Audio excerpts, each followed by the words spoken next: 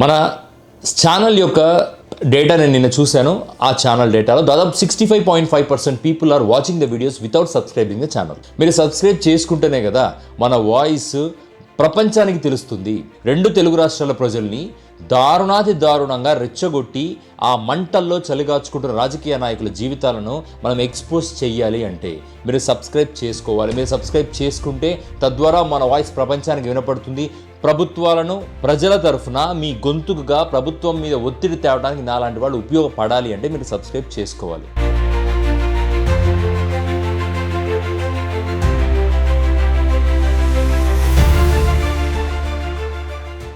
ఆంధ్ర తెలంగాణ 10 సంవత్సరాల తర్వాత కూడా ఈరోజు ఈ వాదన తెర మీదకి వచ్చింది. ఎవరి వల్ల వచ్చింది అని మీరు ఆలోచించాల్సిన అవసరం లేదు. కేవలం రాజకీయ నాయకుల వల్ల వచ్చింది. ప్రపంచంలో ఎవడైనా మాట్లాడితే, మాకు వ్యతిరేకంగా మాట్లాడితే వాడి ప్రాణాలు తీస్తాము అంటే అదొక నియంత పరిపాలన, ఒక రాచరికపు పరిపాలన.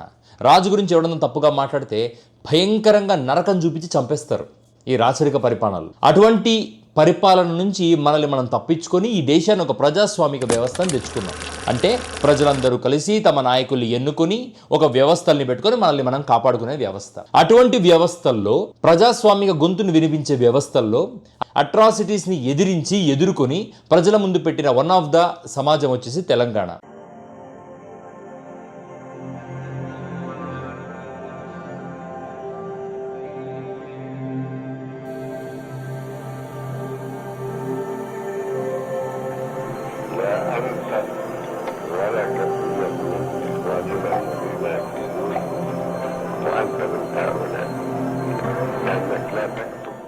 తెలంగాణ అంటే ఒక పోరాటము, ఒక తెగింపు, ఒక స్టేట్ కాదు. It is not even a culture. Telangana అంటే రకరకాల జాతుల మనుషుల ద్వారా ఎదుర్కొన్న బాధలు, కష్టాలు, వాటిని ఎదుర్కొని ఈరోజు వాళ్ళ సొంత స్టేట్హుడ్లో వాళ్ళు బ్రతుకుతున్నారు. ఇన్ఫ్యాక్ట్ నేను గత వీడియోలో కూడా మీకు చెప్పాను, తెలంగాణ పేరుకు తెలంగాణ అయినా కూడా అక్కడ 70% బిజినెస్ ఆంధ్ర నుంచి వెళ్ళిన ఎంటర్ప్రెన్యూర్స్దే. 70% ఆఫ్ లైఫ్ ఆంధ్ర నుంచి పోతున్న వాళ్ళ వల్ల జనరేట్ అవుతుంది. ఇది పాజిటివ్ ఆస్పెక్ట్. అయితే నెగిటివ్ ఆస్పెక్ట్ ఏంటంటే ఈ 70% తమ యొక్క బెనిఫిట్స్ని తెలంగాణలో కొనసాగించుకోవడానికి అన్ఫార్చునేట్లీ రాజకీయాలను ఇన్ఫ్లుయెన్స్ చేస్తున్నారు, బిజినెసెస్ని ఇన్ఫ్లుయెన్స్ చేస్తున్నారు, పాలసీలను ఇన్ఫ్లుయెన్స్ చేస్తున్నారు. ఈ పర్టికులర్ డొమైన్స్లో వాళ్ళ ఇన్ఫ్లుయెన్స్ ప్రజలు యాక్సెప్ట్ చేయగలుగుతున్నారు. కానీ Telangana culture which is very core for any section of people, ఆ కల్చర్ మీద జరుగుతున్న దాడిని మాత్రం తెలంగాణ ప్రజానికం యాక్సెప్ట్ చేయటం లేదు. అది మనకు ఈ మధ్యకాలంలో చాలా ప్రస్ఫుటంగా కనిపించింది.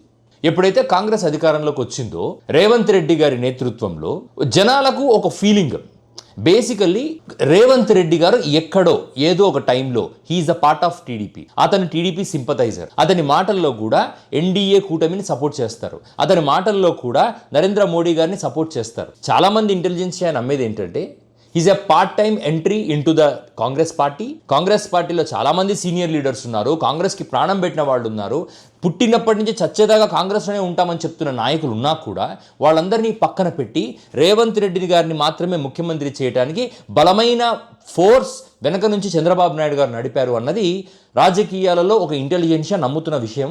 అది నౌ అండ్ దెన్ అప్పుడప్పుడు చంద్రబాబు నాయుడు గారు, రాహుల్ గాంధీ అండ్ రేవంత్ రెడ్డి గారు ప్రూవ్ చేసుకుంటూ కూడా ఉంటారు. So that is the reason Narendra Modi గారు కానీ బీజేపీలో హార్డ్ కోర్ నాయకులు ఎవరైతే ఉన్నారో వాళ్ళు చంద్రబాబు నాయుడు గారిని నమ్మరు.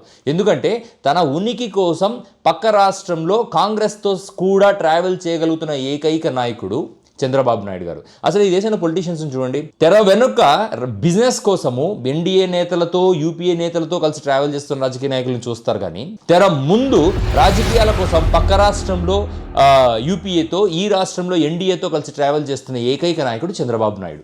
That is the reason top category ఎవ్వరు బీజేపీ వాళ్ళు చంద్రబాబు నాయుడు గారిని నమ్మరు. కాబట్టి చంద్రబాబు నాయుడు గారి పక్కన తమ ఏజెంట్ అయిన పవన్ కళ్యాణ్ని ప్లాంట్ చేశారు. ఈరోజు ఆ పవన్ కళ్యాణ్ తన పని తను చేసుకుని పోతున్నాడు. చాలా మంది పవన్ కళ్యాణ్ని జనసేన అధినేత అది అంటారు, కానీ no, he's a part of BJP. He's a covert into the TDP from BJP and he wants BJP to come into the Andhra, Telangana.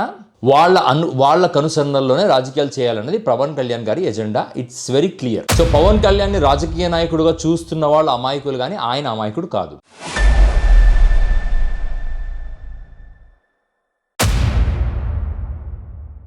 2014లో అత్యంత దారుణంగా divide అవ్వబడిన state Andhra Pradesh.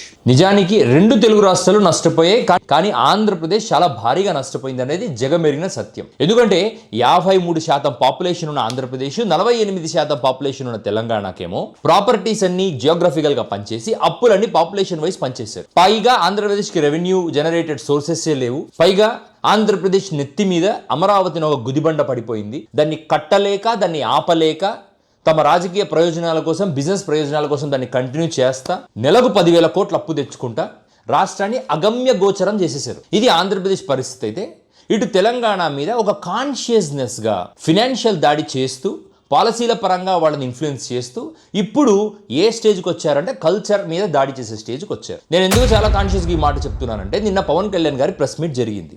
Time and again Andhra Pradesh నుంచి రాజకీయ నాయకులు వెరీ క్లియర్గా తెలంగాణ కల్చర్ మీద, తెలంగాణ రాజకీయాల మీద పెత్తనం సాధించడానికి ఒక క్లియర్ కట్ అటాక్ చేస్తున్నారు అన్నదానికి మనకు చాలా ఎంపిరికల్ ఎవిడెన్సెస్ ఉన్నాయి. వాటిల్లో ప్రధానంగా ఈరోజు పవన్ కళ్యాణ్ పెట్టిన ఈ press meet. Basically Telangana formation day రోజు, అంటే తెలంగాణ పుట్టినరోజు. మన శత్రువు అయినా సరే పుట్టినరోజు నాడు మనం వాళ్లను తప్పు పట్టము, వాళ్ళ గురించి తప్పుగా మాట్లాడము. కానీ తెలంగాణ ఫార్మేషన్ డే రోజు ఇంటెన్షనల్గా జనాల అటెన్షన్ గ్రాబ్ చేయడానికి, తన పార్టీని పర్టిక్యులర్ ప్రాంతంలో తెలంగాణలో ప్లేస్ చేయడానికి, ప్రెజెంటేషన్ ఇచ్చుకోవటానికి ఎన్నుకున్న రోజు తెలంగాణ ఫార్మేషన్ డే. ఇప్పుడు ఆంధ్రప్రదేశ్లో జగన్మోహన్ రెడ్డి గారిని లేదా చంద్రబాబు నాయుడు గారిని తీసుకుందాం. నిన్న తెలంగాణ ఫార్మేషన్ డే రోజు ఇద్దరు ట్వీట్స్ చేశారు.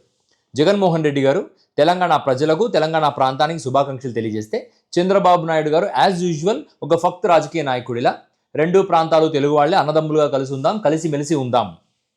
ఆయన తెలంగాణ వేర్పడటానికి లెటర్ ఇచ్చిన వాత ఎంత వాస్తవమో, తెలంగాణలో తన స్టేక్స్ని కాపాడుకోవడానికి, రాజకీయంగా తెలంగాణలో బలపడటానికి ఆయన పెడుతున్న ఎఫర్ట్స్ కానీ, తెలంగాణలో తన సామాజిక వర్గమైనా సరే, ఇక్కడ నా సామాజిక వర్గం అంటే కులం కాదు, డబ్బున్న సామాజిక వర్గం. తెలంగాణలో టీడీపీకి అనుకూలంగా ఉన్న ఒక డబ్బున్న సామాజిక వర్గాన్ని ప్రొటెక్ట్ చేయడానికి చంద్రబాబు నాయుడు గారు ఎఫర్ట్స్ పెడుతున్నారు. దాంట్లో నో డౌట్. ఇందులో తెలంగాణ రాష్ట్ర ప్రభుత్వాన్ని హెడ్ చేస్తున్న రేవంత్ రెడ్డి గారు సపోర్ట్ చేస్తున్నారా లేదా అన్నది తెలంగాణ ప్రజానికానికి, ఆంధ్ర ప్రజానికానికి సుస్పష్టంగా తెలుసు. ఎందుకంటే రీసెంట్గా అమీర్పేట్ మైత్రి వనంలో ఎన్టీ రామారావు గారి విగ్రహం ఇనిషియేట్ చేసిన ఆ సందర్భంలో రేవంత్ రెడ్డి గారు మాట్లాడిన మాటలు చాలా సుస్పష్టంగా ఎవరికి అనుకూలంగా ఉన్నాయి, రాబోయే రోజుల్లో అతని కోర్స్ ఆఫ్ యాక్షన్ ఏంటి అనేది పసిపిల్లలు అడిగిన తెలంగాణలో చెప్తారు.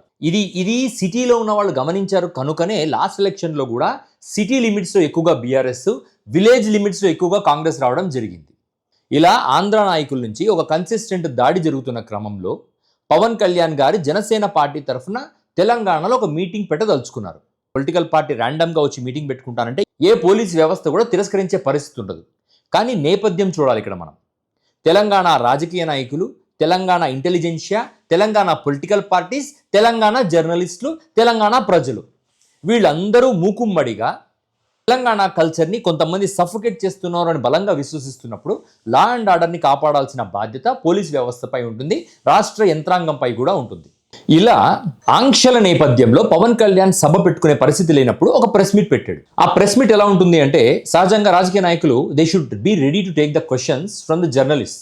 ఎందుకంటే ప్రశ్నించేవాడు ప్రశ్నలు వినడానికి కూడా రెడీగా ఉండాలి. కానీ అన్ఫార్చునేట్లీ పవన్ కళ్యాణ్ ఏ జర్నలిస్ట్ ప్రశ్న తీసుకోలేదు. He was just one sided. సరే, ఏదైనా క్వాలిటీ డిస్కషన్ చేసాడా అంటే చాలా కాన్షియస్గా నన్ను తెలంగాణలోకి రానివ్వరా అని మొదలుపెట్టిన పవన్ కళ్యాణ్ దేశద్రోహులు, పాకిస్తాన్, బీజేపీ తెలంగాణలోకి ఎంట్రీ, దీంతో ఎండ్ చేశాడు. మీ ఇంటెన్షన్, మీ పార్టీ మీటింగ్ ని రిజెక్ట్ చేసిన పోలీస్ వ్యవస్థ. మీరు క్వశ్చన్ చేయాల్సింది ప్రజాస్వామికత మీద. పవన్ కళ్యాణ్ ప్రెస్ మీట్ మీరు ఒకసారి గమనిస్తే అతను స్టార్ట్ చేయడమే తెలంగాణ వాదాన్ని డిమోరలైజ్ చేశారు. ఎలా?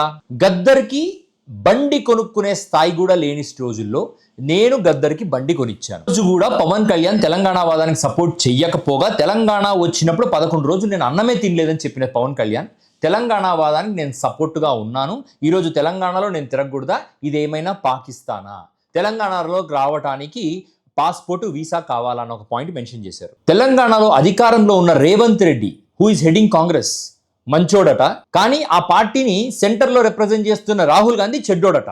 ఐ లవ్ పాకిస్తాన్ అని మాట్లాడే పార్టీలో ఉండే రేవంత్ రెడ్డి చాలా మంచోడు, నాకు నువ్వంటే ఏ కక్ష లేదు, నువ్వంటే నాకు ప్రేమ, కానీ నీ పార్టీ నాకు నచ్చట్లేదు అని చెప్పడం జరిగింది. తాను మాట్లాడే మాటలకు రాహుల్ గాంధీ షుడ్ రెస్పాండ్ అని మాట్లాడటం కూడా జరిగింది. తను కోడి చెరువుని కబ్జా చేశాడు అని ఎదుర్కొంటున్న ఆరోపణలను తిప్పికొట్టడానికి ఒక లిస్ట్ ఆఫ్ లీగల్ టర్మ్స్ మాట్లాడారండి. ఆ లీగల్ టర్మ్స్ ఏంటంటే లోపలికి రాకూడదు, బయటికి పోకూడదు, నాది ప్రైవేట్ ప్రాపర్టీ, అది ఒక చెరువు అని మీకు తెలిసినప్పుడు why are you still holding that? మీకు మీరు స్వచ్ఛందంగా ఎందుకు ప్రభుత్వానికి తిరిగి ఇవ్వకూడదు? ఎందుకు ఆ చెరువు రీస్టోరేషన్కి మీరు పోరాటం చేయకూడదు? ఎందుకు మీ నుంచే మొదలు కాకూడదు? ఆంధ్రప్రదేశ్లో అటవీ శాఖ మంత్రిని రిప్రజెంట్ చేస్తున్న పవన్ కళ్యాణ్, ఎన్విరాన్మెంట్ అంటే ప్రేమ ఉంది అని చెప్పుకుంటారు పవన్ కళ్యాణ్, తెలంగాణలో చెరువును నేను తీసుకోవడం లీగల్, చట్టపరంగా నేను రిజిస్టర్ చేసుకున్నానని వాదించడం ఏంటి? అతనికి అనుకూలంగా హైడ్రా సపోర్టుకు రావటం ఏంటి? Very simple. పేదవాడు కట్టుకుంటున్న ఇంటిని సైతం కూల్చేస్తున్న హైడ్రా ఆ చెరువులో ఏం పెద్ద కాస్ట్లీ ఇంపాక్ట్స్ ఏం లేవు కదా. పవన్ కళ్యాణ్ నుంచి హ్యాండ్ ఓవర్ చేసుకొని పవన్ కళ్యాణ్ కట్టిన registration fee Pawan Kalyan return ఇచ్చేసేయండి. ఒకవేళ పవన్ కళ్యాణ్ పేదవాడు అనుకుంటే, పేదవాడికి ఒక న్యాయం, పవన్ కళ్యాణ్కి ఒక న్యాయమా? దానికి పవన్ కళ్యాణ్ చట్టంలోని లొసుగులన్నింటినీ తీసుకొచ్చి స్టేజ్ మీద మాట్లాడుతా జర్నలిస్టులకు హుకుం జారీ చేస్తారు, నా చెరువులోకి నా పొలంలోకి మీరు పోకూడదు అని. ఇది పవన్ కళ్యాణ్ తెలంగాణ ప్రాంతాన్ని ఓన్ చేసుకుంటున్న ప్రక్రియ, లేదా తెలంగాణ ప్రాంతం మీద గుత్తాధిపత్యాన్ని చెలాయించే ప్రక్రియ? పవన్ కళ్యాణ్ ఒక మాటను మెన్షన్ చేశాడు, తెలంగాణలోకి రావడానికి నన్ను ఎవడు రాపేది, మీ కాళ్ళు మొక్కుతా బాంచన్ అని నేను అన్నానా అని అన్నారు. మీ కాళ్ళు మొక్కుతా బాంచన్ అనే వ్యవస్థ ఈరోజు ఉందా? ఆ వ్యవస్థల్ని దాటుకొని ప్రజాస్వామ్య విలువలతో మనం చక్కగా ఒక అద్భుతమైన తెలుగు రాష్ట్రంలో ఉంటే ఆంధ్ర నాయకుల వల్లనే తెలంగాణ సఫర్ అవుతుంది, తెలంగాణ ప్రజలు సఫర్ అవుతున్నారని మీ నోటితో మీరే కొన్ని లక్షల సార్లు చెప్పారు. ఆంధ్ర నాయకుల వల్లనే జరిగింది ఇదంతా అని. అండ్ ప్రతి సందర్భంలో పవన్ కళ్యాణ్ నేను రాజశేఖర రెడ్డిని ఎదిరించాను, నేను రాజశేఖర రెడ్డికి ఎదురుగా నిలబడి పోరాడాను. ఇది ఎలా ఉందంటే ఆయన నాకు ఉచ్చ పోయించలేదు అని చెప్పడంలా ఉంది. ఇప్పుడు ఆయన మిమ్మల్ని భయపెట్టాడు అని ప్రపంచంలో ఎవరూ అనుకోలేదు, కానీ మీరు పదే పదే ఆయనని భయపెట్టలేదు, నేను ఎదురు నిలబడ్డాను అని చెప్పడానికి గల కారణాలు ఏంటో మీరే ఒకసారి విశ్లేషించుకోవాలి. ఇలా మాట్లాడుతూ సడన్ గా పవన్ కళ్యాణ్ యాజ్ యూజువల్ ఆంధ్రప్రదేశ్లో వాడిన సేమ్ టెంప్లెట్ ఏంటంటే, నేను బలహీనుణ్ణి, ఆంధ్రాలోనే గెలవలేదు, తెలంగాణలో నాకు దిక్కుందా, ఇటువంటి మాటలు మాట్లాడుతూ సడన్ స్పైక్. ఈరోజు చెప్తున్నాను తెలంగాణలో పోటీ చేస్తాను. ఇప్పుడు ఈ సినిమా ట్రిక్స్ని ఎంతకాలం ప్రజల ముందర ప్రదర్శిస్తారు? ఇప్పుడు సినిమాల్లో హీరో పక్కన ఒక ఫ్రెండ్ ఉంటాడండి, వాడిని చాలా మంచిగా చూపిస్తుంటారు, చాలా మంచి క్లోజప్ షాట్స్, చాలా వాడిని లవబుల్గా చూపిస్తారు, సడన్గా వాడిని చంపేస్తారు. ఆ ఎమోషన్లో హీరో విలన్ని చంపడానికి వెళ్ళినప్పుడు ఆ సీన్కి జస్టిఫికేషన్ వస్తుంది. కానీ ఇక్కడ హీరో ఫ్రెండ్ చచ్చిపోలేదే, హీరో ఫ్రెండ్కి ఏం కాలేదే, అలాంటప్పుడు ఆ ఎమోషనే స్పైక్ కాలేదే, మీరు అనవసరంగా అరవటం వల్ల మీకు కంఠశోష కానీ తెలంగాణ ప్రజలు మిమ్మల్ని పట్టించుకునే పరిస్థితే లేదే. ఈ తెలంగాణలో ఎలక్షన్స్ జరుగుతాయి, దాంట్లో ఆల్రెడీ జనసేన పోయినసారి కూడా పోటీ చేసింది, లాస్ట్ డిపాజిట్లు కూడా రాని పరిస్థితుల్లో జనసేన విత్డ్రా చేసుకుంది. అంటే ఇప్పుడు తెలంగాణలో అధికారంలోకి వచ్చి తనీష్ని ప్రధానమంత్రిగా, సీరియల్ యాక్టర్ సాగర్ని హోమ్ మినిస్టర్గా చేద్దామనా? అంటే ఏంటి మీ ప్లాన్ ఆఫ్ యాక్షన్? అది కూడా ప్రజల ముందర పెట్టండి. ఏదో ఒక శ్రీశైలం అడవి నుంచి ఒక కుర్రోడు వచ్చి తెలంగాణకు న్యాయం చేయమని అడిగాడంట. శ్రీశైలం ఆంధ్రప్రదేశ్ లిమిట్స్లో ఉందన్న విషయం అన్న తెలుసా మీకు? ఇది భీమ్లా నాయక్ సినిమా కాదు పవన్ కళ్యాణ్ గారు, ఇది real time politics, real time life. ఇది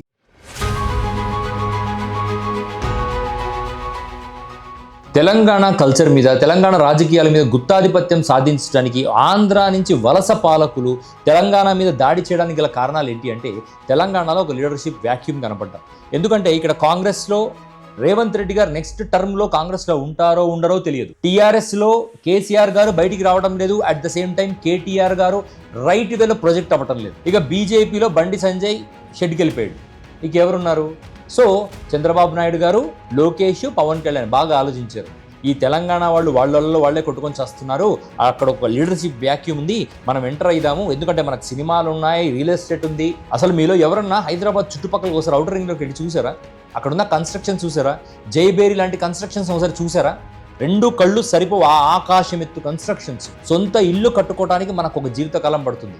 కానీ ఈ ఆంధ్ర పాలకులు తెలంగాణలోని లొసుగుల్ని వాడుకొని ఒక్కొక్క కన్స్ట్రక్షన్ కాస్ట్ కొన్ని వందల వేల కోట్లు, అంత డబ్బును సంపాదించి పెడుతున్న తెలంగాణని వదులుకోవడానికి ఆంధ్రప్రదేశ్ పాలకులు ఏమైనా పిచ్చోళ్ళ? వాళ్ళ స్ట్రాటజీస్ వాళ్ళకు ఉన్నాయి. తెలంగాణలో ఈ జర్నలిస్టులకు కానీ, ఇంటలెక్చువల్స్ కానీ వీళ్ళ దగ్గర ఉన్నది ఏంటండి? ధైర్యము, గట్టిగా మాట్లాడే నేచరు. అంతకుమించి ఏం మాట్లాడుతున్నారు?